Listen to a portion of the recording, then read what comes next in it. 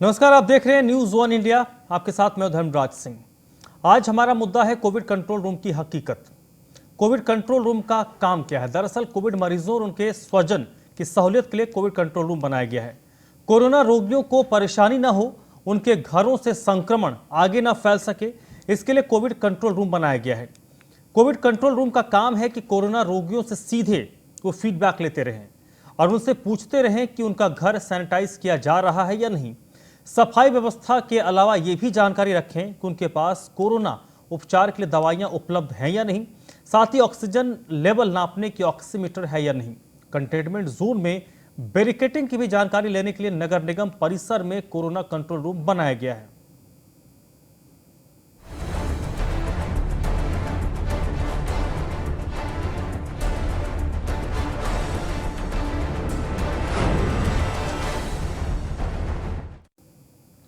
अब चलिए आपको हम उत्तर प्रदेश के 6 अलग अलग जगहों के कोविड जो कंट्रोल रूम हैं उनका रियलिटी चेक दिखाएंगे, जहां पर न्यूज वन इंडिया ने कोविड कंट्रोल रूम के हालात का जायजा लिया।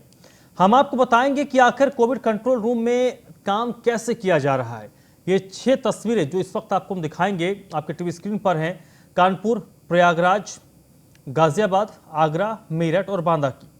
हम एक एक करके इन सभी जगहों की हकीकत से आपको रूबरू करवाएंगे।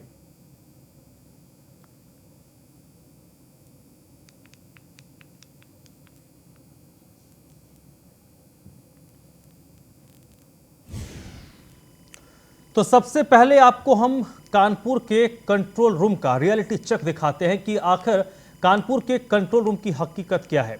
क्या इस कंट्रोल रूम से कोरोना मरीजों के बारे में जानकारी रखी जा रही है या नहीं। कानपुर में लगातार कोरोना के आंकड़े बढ़ते जा रहे हैं। इस वक्त न्यूज़ वन इंडिया की टीम कोरोना कंट्रोल रूम में मौजूद है। आपको दिखाना चाहेंगे, यही वो कंट्रोल रूम है जहां पर जो मरीज हैं उनके तीमारदार फ़ोन करते हैं। यहीं से सारी सुविधाएं जो हैं अवेलेबल होती है, चाहे वो ऑक्सीजन की सुविधा हो या हॉस्पिटल्स में बेड की सुविधा हो। आपको न्यूज़ वन इंडिया की टीम दिखा रही है, यही वो कोरोना कंट्रोल रूम है जहाँ पर तीमारदार हो या जो मरीज हो, जो पेशेंट्स हैं वो फ़ोन करते हैं। आपको दिखाते हैं कि ये वो कंट्रोल रूम है जहाँ पर लोग फ़ोन कर करके अपने तीमारदार लगातार अपने मरीजों के लिए फ़ोन करते हैं। हम बात भी करने का कुछ लोगों से प्रयास करेंगे।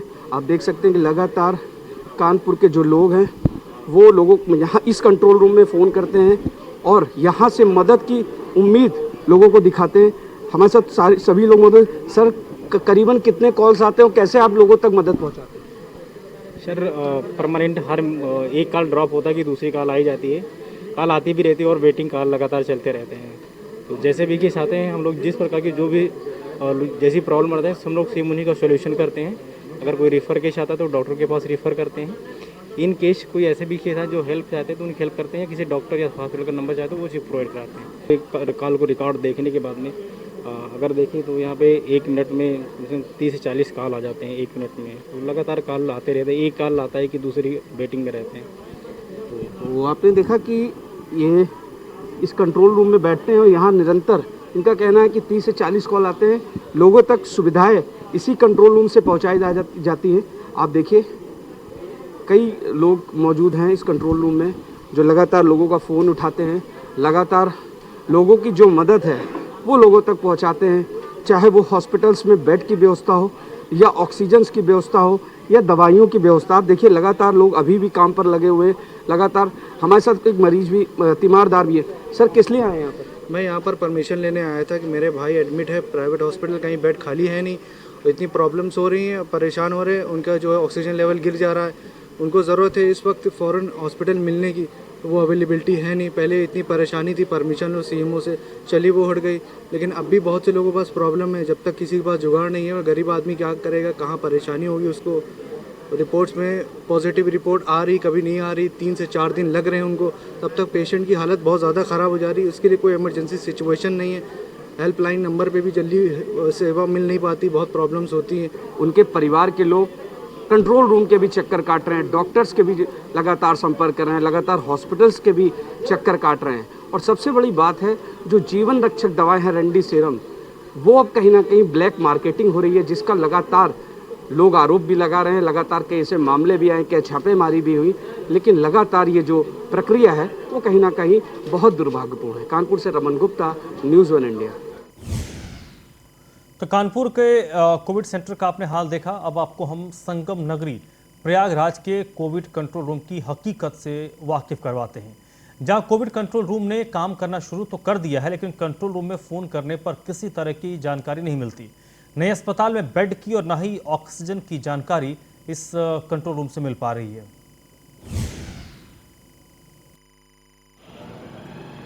संगम नगरी प्रयागराज में कोरोना की बढ़ती रफ्तार के बीच कोरोना पेशेंट को राहत देने के लिए एक हेल्पलाइन नंबर जारी किया गया है। ये सेंट्रल कमांड ऑफिस है। इसी ऑफिस में लड़के और लड़कियां बैठे हुए हैं जो यहाँ पर शहर भर से आए हुए लोगों के कॉल को अटेंड करते हैं। कंट्रोल रूम यहाँ स्थापित किया गया है। इसका नंबर है 9649418686। हम इस नंबर पर फ़ोन मिलाएंगे और रियलिटी चेक करेंगे कि क्या ये नंबर उठता है, नहीं उठता है, जानकारी हासिल करते हैं। Please wait while we transfer your call.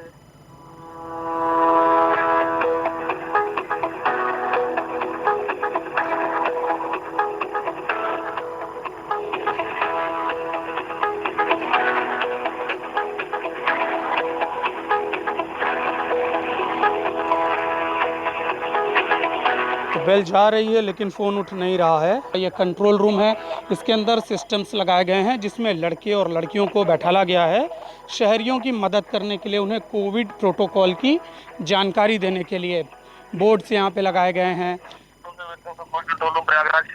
भाई साहब, यहाँ पर मुझको एक जानकारी चाहिए थी कि क्या एसआरएन में क्या कोई बेड खाली है क्या? आप सर देखिए, बेड के रिगार्डिंग आपको इन्फॉर्मेशन हॉस्पिटल से मिलेगी सर। यहाँ से कोई इन्फॉर्मेशन बेड के रिगार्डिंग नहीं मिल पाएगी सर। हॉस्पिटल वाले अभी अपडेट नहीं करते सर उनके पास कितना बेड खाली है, कितना बेड भरा हुआ है सर। तो सर ये आप हॉस्पिटल जाकर पता कर लीजिए सर। तो बॉस, हमारा पेशेंट क्रिटिकल है, उसे दिखाना है। अभी नाजरेत में हमने जाँच कराई हुई है। जी सर। तो कुछ मदद करिए बॉस। सर आप सर देखिए सर, हॉस्पिटल एक बार पता करिए सर जाकर। सर सारे में सर बेड खाली होना बहुत मुश्किल है सर। अच्छा, किसी और हॉस्पिटल के बारे में कुछ जानकारी दे सकते हैं आप? क्या सर? किसी और हॉस्पिटल के बारे में जानकारी दे सकते हैं? सर आप हॉस्पिटल के आपको नाम बता सकते हैं सर? नहीं, नाम नहीं, जानकारी चाहिए ना मुझे। पेशेंट एडमिट कराना है, प्राइवेट ही हो जाए, कोई दिक्कत नहीं है। सर देखिए, बेड की जानकारी तो आपको हॉस्पिटल से मिलेगी। तो यहाँ से क्या जानकारी मिलेगी? क्या सर? यहाँ आप लोग किस चीज़ की जानकारी दे रहे हैं भाई साहब, प्लीज़ बता दें। सर हम आपको हॉस्पिटल का नाम बता सकते हैं सर, और कोविड हॉस्पिटल कौन कौन है सर, गवर्नमेंट हॉस्पिटल। देखिए सर, बेड की जानकारी सर आपको खुद लेनी पड़ेगी सर। चलिए, ठीक, थैंक यू। तो ये कोविड कंट्रोल रूम का नंबर है और इस नंबर पे सिर्फ हॉस्पिटल का नाम ही बताया जाएगा। हॉस्पिटल में कितने बेड हैं, क्या है, ये वो नहीं बता पा रहे हैं। तो कोविड कंट्रोल रूम इसी तरह काम कर रहा है और शहरी परेशान हो रहे हैं, हॉस्पिटल दर हॉस्पिटल घूम रहे हैं, लेकिन पेशेंट को किसी तरह से वो एडमिट नहीं करा पा रहे हैं। विनीत सेठी के साथ Alok Malvi, news 1 India, parade ground, Prayagraj. तो प्रयागराज का हाल क्या था वो रियलिटी चेक करके हमारे संवाददाता ने आपको दिखा दिया। अब बात करते हैं एक और नायाब शहर की, आगरा। यहाँ पर भी कोरोना संक्रमण के हालात बेहद ख़राब हैं। इस दौरान आगरा का कोविड कंट्रोल रूम किस तरीके से काम कर रहा है, इसका भी न्यूज़ 1 इंडिया ने एक रियलिटी चेक किया। आगरा में नहीं थम रहा है कोरोना का कहर। बढ़ते आंकड़े बेहद डरावने साबित नजर आ रहे हैं। मैं इस समय मौजूद हूं आगरा के नगर निगम स्मार्ट सिटी ऑफिस के सामने, जो कि आगरा के जिलाधिकारी प्रभु नारायण सिंह ने इस ऑफिस को कंट्रोल रूम में तब्दील कर दिया गया है। विशेष रूप से बात यह है कि यहाँ पे 3 IAS अफसरों को तैनात कर दिया गया है, जो कि वो समय समय पे अपनी ड्यूटी सही तरीके से निभा रहे हैं और कंट्रोल रूम से ही मरीजों का जायज़ा ले रहे हैं।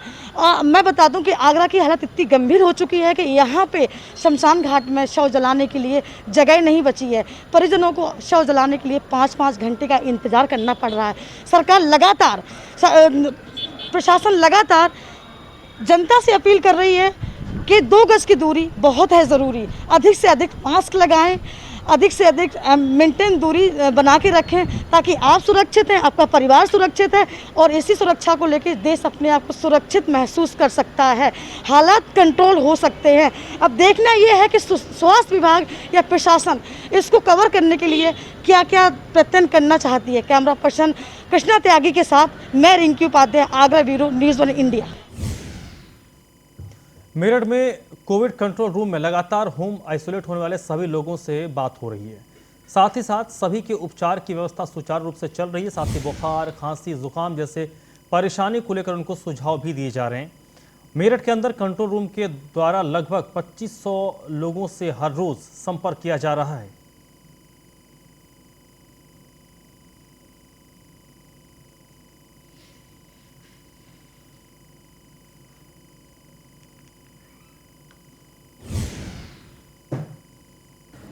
लगातार कोरोना की संख्या बढ़ती जा रही है, उसी को लेकर के सरकार नए नए हथकंडे अपना रही है। अगर बात करें कोविड की, तो कहीं पर देखा जाए तो लगातार जिस तरह से संख्या बढ़ रही है, उसी को लेकर के कोविड कंट्रोल रूम बनाया गया है, जिसके माध्यम से अगर कोई परेशानी है तो उसको लेकर के आप कॉल कर सकते हैं। यहाँ पर कॉल आने के बाद में आपको उपचार के लिए सही व्यवस्था की जाएगी। मैं पहले तो दिखाना चाहूँगा कि यहाँ पर किस तरह से काम हो रहा है, किस तरह से कॉल आ रही हैं और उनके बाद में फिर किस तरह से ये कार्रवाई करवा रहे हैं, उसी को लेकर के मेरठ के अंदर में कोविड कंट्रोल रूम बनाया गया है। क्योंकि सरकार का निर्देश है कि लगातार जिस तरह से कोविड की संख्या बढ़ती जा रही है, कोरोना की संख्या बढ़ती जा रही है, उसी को लेकर के नए नए जनता के लिए उपचार के लिए और उनके लिए व्यवस्थाएं की जा रही हैं। उसी को लेकर के मैं दिखाना चाहूँगा। यहाँ पर देखिए कोविड कॉल चल रही है, व्यवस्था के बारे में पूछ रहे हैं, तबीयत के बारे में पूछ रहे हैं, अगर कोई परेशानी है तो उसी को लेकर के ये बात कर रहे हैं। यहाँ के लोग हैं, उनसे भी बात करेंगे जो यहाँ ड्यूटी कर रहे हैं, किस तरह से इनके पास कॉल आती है,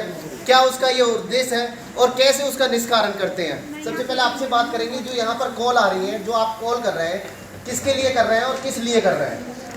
सर, जो कोविड पॉजिटिव हैं पेशेंट हमारे, उनके पास कॉल करके फीडबैक दिया जाता है। जैसे पूछते हैं कि खांसी या कफ तो नहीं है, या सांस लेने में कोई तकलीफ तो नहीं है, फीवर तो नहीं है, उनका टेम्परेचर भी नोट किया जाता है और SpO2 करें मेरठ की, तो लगातार जिस तरह से संख्या बढ़ती जा रही है। बात करें पिछले 24 घंटे की, तो तकरीबन 1638 मामले सामने आए।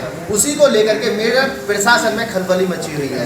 वहीं अगर बात करें कंट्रोल रूम की, तो यहाँ पर व्यवस्था ये चल रही है कि अगर कोई भी व्यक्ति परेशान है, अगर वो कॉल करके बताता है, तो इनका उद्देश्य है उसको बताना, किस तरह से उपचार करवाना है। कहीं ना कहीं प्रशासन बड़ी कार्रवाई कर रहा है, लोगों को जागरूक करने का भी काम कर रहा है। साथ साथ सबसे बड़ी बात यह है कि स्थिति जो चल रही है उसमें यहाँ पर कोविड सेंटर भी बनाए गए हैं। उसी को लेकर के जो कंट्रोल रूम के द्वारा जो कॉल की जाती हैं, साथ ही उनसे पूछा जाता है कि व्यवस्था क्या है, तबीयत कैसी है, बुखार कैसा है, ऑक्सीजन क्या है, सभी के बारे में जानने के बाद में हर चीज़ नोट की जाती है। यहाँ पर कंट्रोल रूम जो है, यहाँ पर बताया गया है कि 2500 लोग होम आइसोलेट है। उसी को लेकर के हर रोज़ सभी से बात की जाती है, स्वास्थ्य के बारे में जानकारी ली जाती है। साथ साथ ही यहाँ पर जानने आने वाले सभी कॉलों को लिखा भी जाता है।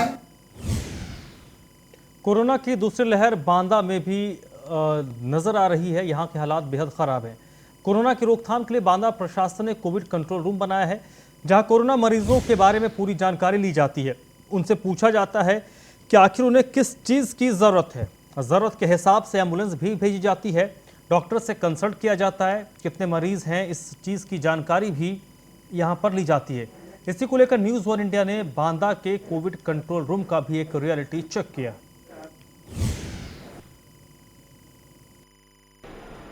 देश में जिस प्रकार दोबारा कोरोना की लहर आई है, उससे बांदा भी अछूता नहीं है। इस कोरोना पॉजिटिव मरीजों से निपटने के लिए प्रशासन ने एक ये कंट्रोल रूम बनाया हुआ है। हम देखेंगे कि आखिर ये कंट्रोल रूम किस प्रकार से काम कर रहा है और कोरोना मरीज जो निकल रहे हैं उनके लिए कितना सहायक हो रहा है। देखिए, ये सारे लोग पूरे जनपद में कोरोना के कितने मरीज हैं, उनको किस चीज़ की ज़रूरत है और वो कैसे काम कर रहे हैं, इस सब पे ये सारे लोग काम कर रहे हैं। देखिए, एक एक चीज़ का हिसाब किताब इन लोगों के पास होता है। हम इन्हीं में से किसी से बात करते हैं कि आखिर ये काम किस प्रकार कर रहा है। जी, क्या नाम है आपका? जी, देवीदीन सिंह। देवीदीन जी, ये बताइए, ये जो कोरोना कंट्रोल रूम है, ये किस प्रकार से काम कर रहा है यहाँ पे?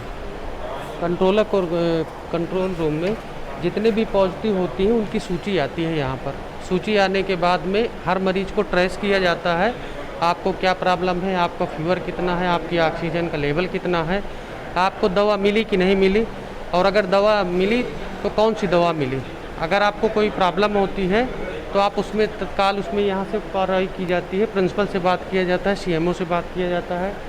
आरआरटी टीम का नंबर दिया हुआ है, ये पूरे ज़िले के आला अधिकारियों के पास भी नंबर रहते हैं। और वर्तमान में यहाँ पर जिलाधिकारी जी ने यहाँ पर उप जिलाधिकारी से सुरभि शर्मा जी को बैठाया हुआ है, वो यहाँ पर इस समय देख रहे हैं। जी, अगर हम बात करें तो लगभग कितने कॉल्स आते होंगे, कितने लोग, क्या पूरे मंडल से आते हैं या जिले भर से आते हैं? नहीं, मंडल से आते हैं। कोई पेशेंट है अगर चित्रकूट में फंसा हुआ है, उसको बांदा कैसे आना है, या कोई बांदा का चित्रकूट में फंसा हुआ है, उसको कैसे आना है। वैसे ज़्यादातर मुख्यालय मंडल की ही शिकायतें रहती हैं। तो आप किस प्रकार से उनका समाधान सीएमओ के माध्यम से करवाते हैं या मेडिकल कॉलेज पहुंचाते हैं, किस प्रकार से समाधान करवाते हैं? हमारे पास कॉल आने के बाद में हमारे पास में 13 एम्बुलेंसें हैं, 9 हैं जो रूरल एरिया में काम करती हैं, 3 है जो शहर में काम करती हैं। जैसे ही कोई कॉल आती है, कॉल आने के बाद में तुरंत उसको ट्रेस किया जाता है, जो एम्बुलेंस सबसे नियरेस्ट हुई उस एम्बुलेंस को तत्काल प्रभावित भेजा जाता है। यहाँ पर लगभग कितने फ़ोन लगे हुए हैं जो कॉल सेंटर में काम कर रहे हैं? ये 6 फ़ोन हैं जो कंटिन्यू चलते हैं, 24 घंटे ये काम करते हैं। तो देखिए, ये 6 फ़ोन हैं जो कंटिन्यू चल रहे हैं और 24 घंटे इस पे काम कर रहे हैं। और जनपद के कोरोना पीड़ितों को कैसे सहायता दी जाए, उनकी एक कॉल आती है। कॉल आने के बाद यहाँ पे जो लगे हुए कर्मचारी हैं वो सीएमओ से संपर्क करते हैं या तो डॉक्टर से संपर्क करते हैं, और वो ये भी देखते हैं कि आखिर उन कोरोना पीड़ितों को किस चीज़ की ज़रूरत है और उसको पूरा करने का प्रयास करते हैं। न्यूज़ 1 इंडिया के लिए ज्ञानी शर्मा। उत्तर प्रदेश के रामपुर में बदमाश बेखौफ हो चुके हैं और बदमाशों का आतंक नजर आ रहा है। रामपुर में 5 नकाबपोश बदमाशों ने एक व्यापारी के साथ लूटपाट की है। व्यापारी से बदमाशों ने 15 लाख रुपए लूटे और बड़ी ही आसानी से रफू चक्कर हो गए। बताया जा रहा है कि इस व्यापारी को बदमाशों ने पहले गन पॉइंट पर लिया और उसके बाद लूटपाट करके फरार हो गए। रामपुर के बिलासपुर थाना क्षेत्र के शिवबाग मंडी इलाके की ये घटना है।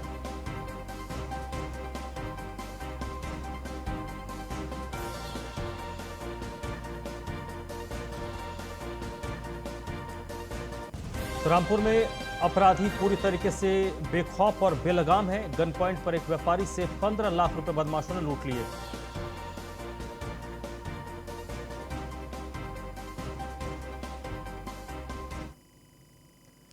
एक तरफ पूरा देश कोरोना की मार से तबाह है, इसी बीच फिरोजाबाद में आस्था की आड़ में प्रतीकात्मक बनाए गए कंस को मारने के लिए सभी कायदे कानून को लोग भूल गए और यहाँ पर ताबड़तोड़ गोलियां चलाई गई। आपको बता दें, पंचायत चुनाव को लेकर जिले में आचार संहिता लागू है। इसके बावजूद भागवत कथा के नाम पर प्रतीकात्मक बनाए गए कंस को मारने के लिए गोलियां बरसाई गई। ये मामला शिकोहाबाद क्षेत्र के दूधराई खेड़ा गांव का है, जहां हथियारों के प्रदर्शन से कानून की धज्जियां उड़ाई गई।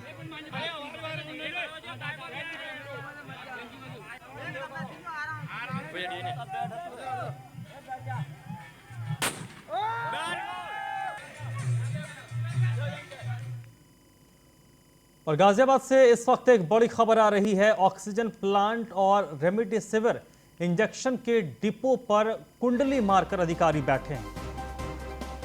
तो गाजियाबाद से बड़ी खबर आपको बता दें, ऑक्सीजन प्लांट और रेमडेसिविर इंजेक्शन के डिपो पर अधिकारी कैसे कुंडली मारकर बैठे हैं। न्यूज़ 1 इंडिया के पास इसकी एक्सक्लूसिव जानकारी है। सीएमओ, डीओ समेत कई प्रशासनिक अधिकारी व्यक्तिगत यूज के लिए ये सारी सेवाएं ले रहे हैं। दवा कंपनी के डिपो पर बैठे कर्मचारी ने इस बात को स्वीकार किया है। उन्होंने कहा कि अधिकारी बता रहे हैं कि हमें इंजेक्शन कहां और किसे किसे देना है, किस अस्पताल में भेजना है और कहां पर नहीं भेजना है। सिप्ला कंपनी के कर्मचारी को भी इंजेक्शन नहीं मिल पा रहा है। यही हाल ऑक्सीजन प्लांट का भी है। जो लोग होम आइसोलेशन में रहकर अपना इलाज करा रहे हैं, उनके लिए भी ऑक्सीजन नहीं है। एसडीएम गाजियाबाद और एडीएम कुंडली मारकर ऑक्सीजन प्लांट्स पर बैठे हुए हैं। यादराम भारती इस वक्त मेरे साथ जुड़ चुके हैं। यादराम, क्या है ये मामला, किस तरीके का घालमेल है ये?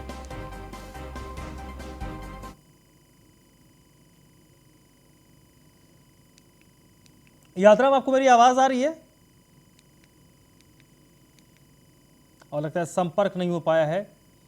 तो गाजियाबाद से बड़ी खबर है, कैसे जो आज के दौर में सबसे ज़रूरत की चीज़ इस कोविड के दौर में आम लोगों को ज़रूरत है, उसमें एक ऑक्सीजन है, दूसरा रेमडेसिविर का इंजेक्शन है। और गाजियाबाद में कई बड़े बाबू कैसे उस पर कुंडली मारकर बैठे हैं, ये न्यूज़ वन इंडिया ने इसकी एक तफ्तीश की है और उस पर एक जो कर्मचारी है उसने इस पूरी बात को स्वीकार किया है।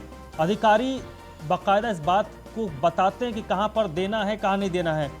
यादराम भारती एक बार फिर से मेरे साथ जुड़ चुके हैं। यादराम, क्या ये घालमेल चल रहा है गाजियाबाद में?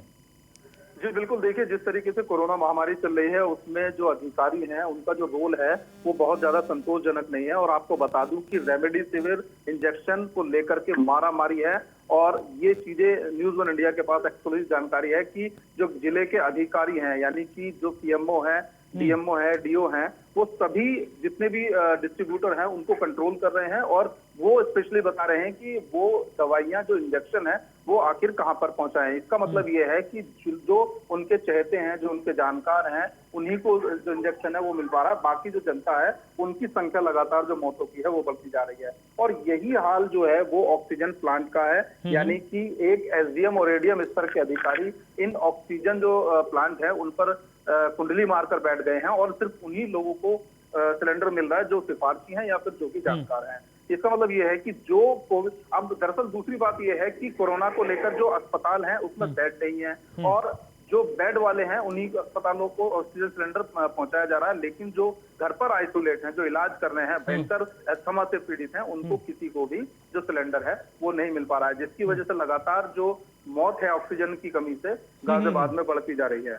तो कुल मिलाकर जो अधिकारी हैं वो अपने व्यक्तिगत यूज के लिए, व्यक्तिगत इस्तेमाल के लिए रेमडेसिविर इंजेक्शन का जो इस्तेमाल कर रहे हैं और सारे जो कंपनियां हैं उनके जो डिस्ट्रीब्यूटर हैं उनको स्पेशली बताया जा रहा है। चलिए, तो यहाँ पर पूरी तरीके से सब कुछ अधिकारी और जो बाबू हैं वो अपने हिसाब से चीजों को हैंडल करने की कोशिश कर रहे हैं। आम लोग जिनको जरूरत है उनको मिले या ना मिले, इससे उनको फर्क नहीं पड़ता है। बहुत बहुत शुक्रिया आपका यादराम।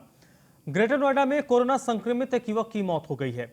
एबीजे हाइट सोसाइटी के एक फ्लैट में इस का शव मिला है। फ्लैट में काफी देर से युवक का शव पड़ा है। शव का कोई अंतिम संस्कार करने वाला भी नहीं है।